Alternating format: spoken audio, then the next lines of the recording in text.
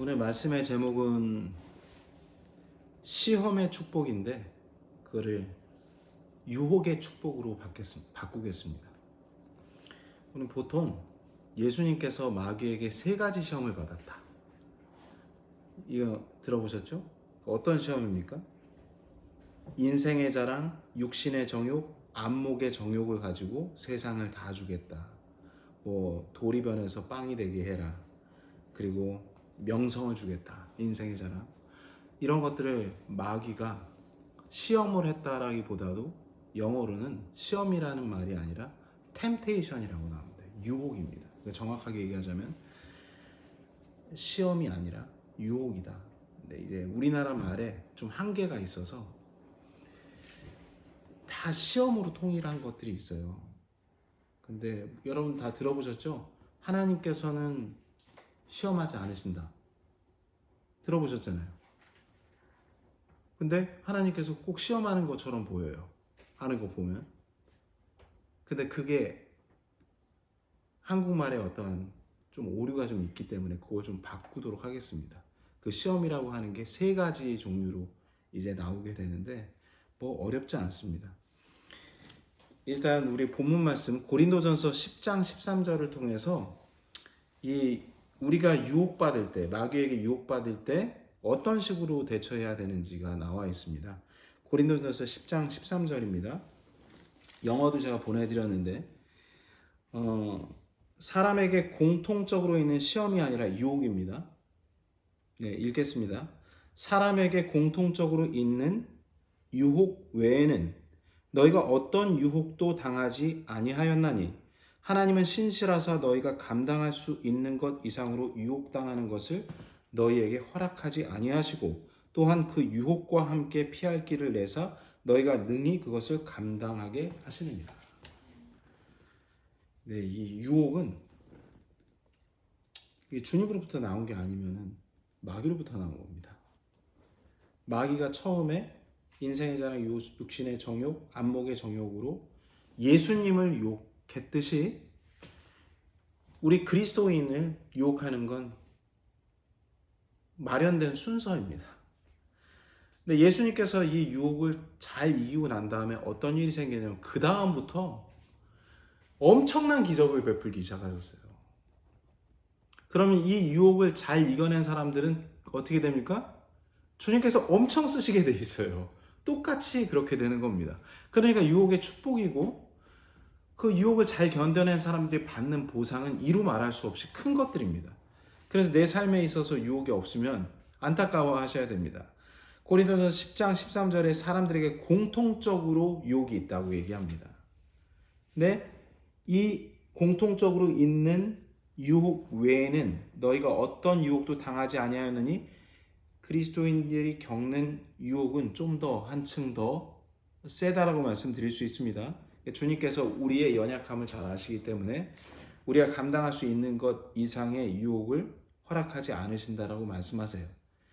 주님께서 이걸 짜놓은 각본이 아니라 마귀가 지금 활개치고 다니는 시대에 있기 때문에 마귀가 그 일을 하는 겁니다.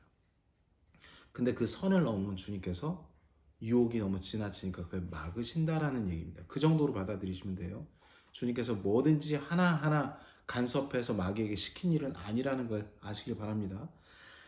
자, 그러면 그 유혹의 한계점에 대해서 주님께서 허락하지 아니하시고 다음 보겠습니다. 또한 그 시험과 함께 피할 길을 또한 그 유혹과 함께 피할 길을 내신다고 말씀하십니다. 유혹을 주심과 함께 동시에 피할 길을 내세요. 피할 길을 주셨기 때문에 우리가 그 유혹을 감당할 수 있는 겁니다. 그럼 이 피할 길이 무엇입니까, 여러분? 나는 길이요 진리요 생명이니 예수님입니다. 그래서 주님께서 직접 그 피할 길에 당도하면 들어서면 뭐가 있습니까? 피난처가 있지 않겠습니까? 시편 말씀에 하나님은 우리의 피난처시오 힘이시니 그 피난처에 가면 힘을 받습니다. 시편 46편 1절에 있습니다. 하나님은 우리의 피난처시오 힘이시니 참으로 고난 중에 즉시 만날 도움이시니라. 이 유혹들이 겹겹이 겹쳐왔을 때 얼마나 고통스럽겠습니까? 그때 우리가 즉시 만날 수 있는 도움은 바로 우리 주 예수 그리스도라고 이야기하고 있습니다. 결국 우리에게는 무엇입니까? 하나님의 말씀으로 돌아가자. 구체적으로 말씀을 묵상했을 때 오는 평강, 피난처의 평강과 안전함, 그리고 담대함, 하늘의 공급들을 여러분들께서 받게 되고 힘을 차리게 됩니다. 그래서 피할 길을 주님께서 보여주신 거예요. 이미 여러분 성경 여시면 돼요. 그럼 거기에서 힘을 주셔서 능히 유혹을 감당하게 하시는 이란데, 감당한다는 게 어떤 뜻일까요? 이기게 해주시겠다는 겁니까? 아니면 견디게 해주시겠다는 겁니까?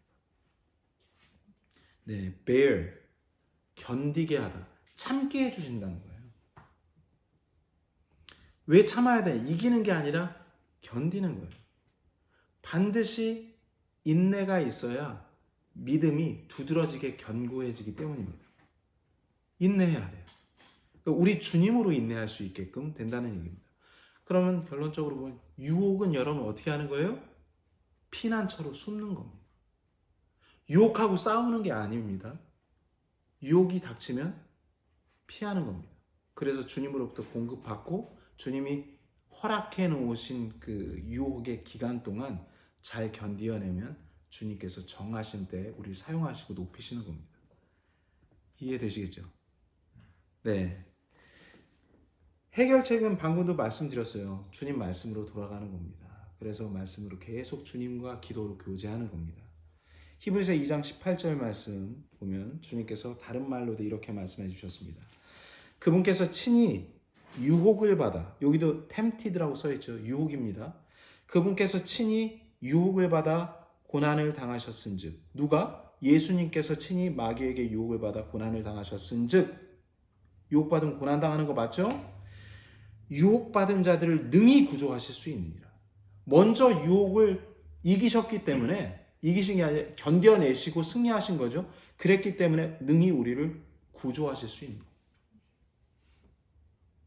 할렐루야. 다시 한번 시편 46편 1절 말씀. 하나님은 우리의 피난처시요 힘이시니. 예수님이 하나님이십니다. 예수님은 우리의 피난처시요 힘이시니 참으로 고난 중에 즉시 만날 도움이시라. 피난처 안에 숨으면 주님 말씀 안에 모든 것들을 차단하고 주님 말씀에 집중하고 기도할 때 우리가 즉시 주님의 도움을 얻게 됩니다. 믿으시길 바랍니다. 자, 그러면 이것이 왜 축복인가? 유혹이 축복인가? 자, 보겠습니다. 야고보서 1장 12절에 이것이 왜 축복인가에 대해서 나옵니다. 여기도 마찬가지로 유혹을 시험으로 써놨는데요. 시험을 견디는 자는 복이 있나니가 아니라 유혹, temptation, 유혹을 견디는 자는 복이 있나니. 그가 단련을 받은 뒤에 주께서 자신을 사랑하는 자들에게 약속하신 생명의 관을 받으리라. 이 코스가 있기 때문이에요. 주님께서 영광스럽게 유혹을 견뎌내시고 난 다음에 말씀으로 결국 이기시지 않으셨습니까? 그런 다음에 주님께 영광스럽게, 하나님께 영광스럽게 쓰임 받은 것처럼 우리 또한도 우리 주님을 영화롭게 하고 우리도 영화롭게 된다는 얘기입니다. 생명의 관을 받게끔 된다. 그래서 이 유혹을 견디는 것은 복이다. 유혹을 견디는 자는 축복받은 사람이다. 왜 그 기간이 길어요? 단련을 받기 때문이다. 그렇게 하면 주님께서 사랑하는 자라 말씀하십니다. 우리를 위한 생명의 관, 영원한 관이 예비가 되어 있기 때문에 우리는 기뻐할 수 있고 자원하는 마음으로, 기쁜 마음으로 대가 없이 이 모든 것들을 감당할 수 있습니다. 그렇죠, 여러분? 야고보서 1장 2절도 시험이 아니라 템테이션, 유혹입니다. 읽겠습니다.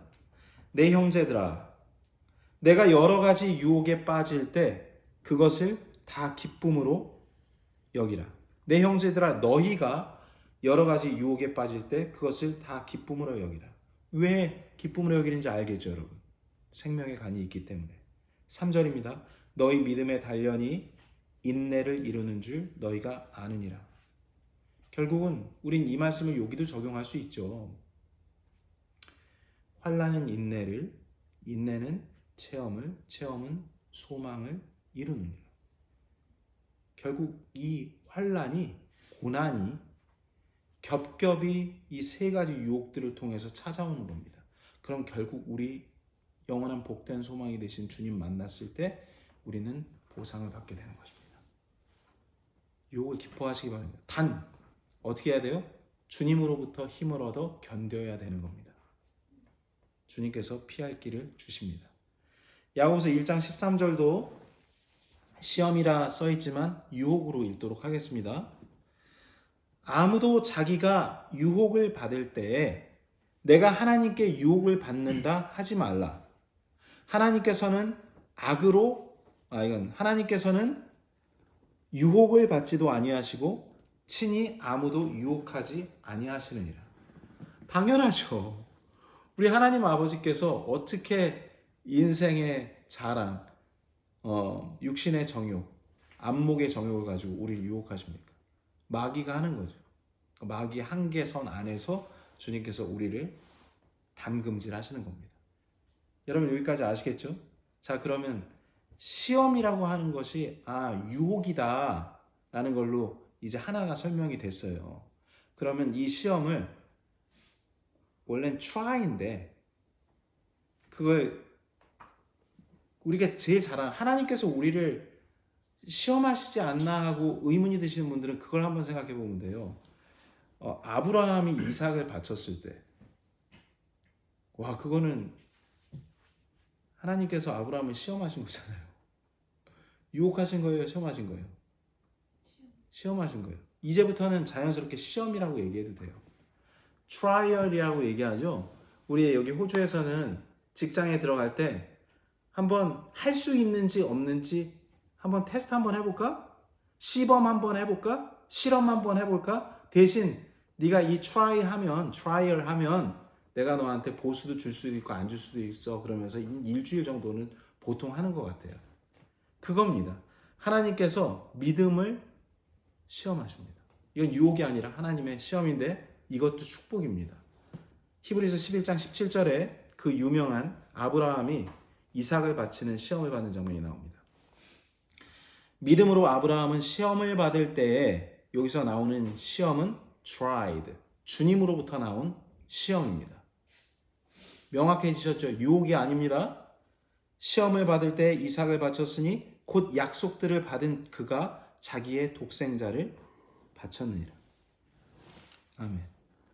데살로니가전서 2장 4절에도 이 try에 대한 말이 나옵니다. 읽겠습니다.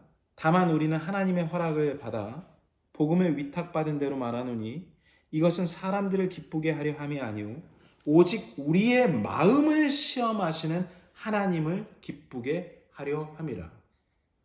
하나님께서 직접 사랑하는 자들을 시험하시는데 믿음을 시험하세요. 유혹하는 게 아니라 믿음을 시험하세요.